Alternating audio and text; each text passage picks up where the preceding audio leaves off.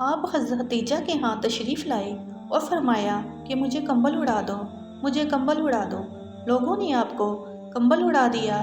جب آپ کا ڈر جاتا رہا تو آپ نے اپنی زوجہ محترمہ حضرت خدیجہ رضی اللہ عنہا کو تفصیل کے ساتھ یہ واقعہ سنایا اور فرمانے لگے کہ مجھ کو اب اپنی جان کا خوف ہو گیا ہے۔ آپ کی اہلیہ محترمہ حضرت خدیجہ رضی اللہ عنہا نے آپ کی ڈھارس بتائی اور کہا کہ آپ کا خیال صحیح نہیں ہے، خدا کی قسم آپ کو اللہ کبھی رسوا نہیں کرے گا۔ آپ تو اخلاق فاضلہ کے مالک ہیں، آپ تو کنبہ پرور ہیں، بے کسوں کا بوجھ اپنے سر پر رکھ لیتے ہیں، مفلسوں کے لیے آپ کماتے ہیں، مہمان نوازی میں آپ بے مثال ہیں اور مشکل وقت میں آپ امر حق کا ساتھ دیتے ہیں۔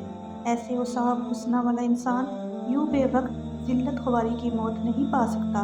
پھر مزید تسلی کے لیے حضرت خدیجہ رضی اللہ عنہا آپ صلی اللہ علیہ وسلم کو ورقہ بن نوفل کے پاس لے گئی، جو ان کے چچا زاد بھائی تھے اور زمانہ جاہلیت میں نصرانی مذہب اختیار کر چکے تھے اور عبرانی زبان کے کاتب تھے۔ چنانچہ انجیل کو بھی حسب منشائے خداوندی عبرانی زبان میں لکھا کرتے تھے۔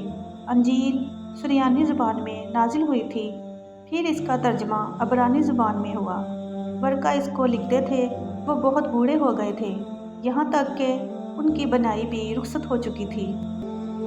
حضرت خدیجہ رضی اللہ عنہا نے ان کے سامنے آپ کے حالات بیان کیے اور کہا کہ اے چچا زاد بھائی، اپنے بھتیجے محمد صلی اللہ علیہ وسلم کی زبانی ذرا ان کی کیفیت سن لیجئے۔ وہ بولے کہ بھتیجے، آپ نے جو کچھ دیکھا ہے اس کی تفصیل سناؤ۔ چنانچہ آپ صلی اللہ علیہ وسلم نے از اول تاخر پورا واقعہ سنایا، جسے سن کر ورقہ بے اختیار ہو کر بول اٹھے کہ یہ تو وہی معزز رازدان فرشتہ ہے جسے اللہ نے حضرت موسیٰ علیہ السلام پر وحی دے کر بھیجا تھا۔ کاش میں آپ کے اس عہد نبوت کے شروع ہونے پر جوان عمر ہوتا، کاش میں اس وقت تک زندہ رہتا جبکہ آپ کی قوم آپ کو اس شہر سے نکال دے گی۔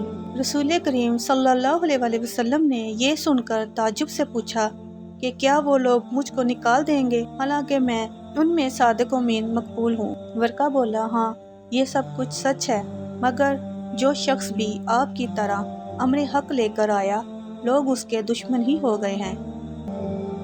اگر مجھے آپ کی نبوت کا وہ زمانہ مل جائے تو میں آپ کی پوری مدد کروں گا۔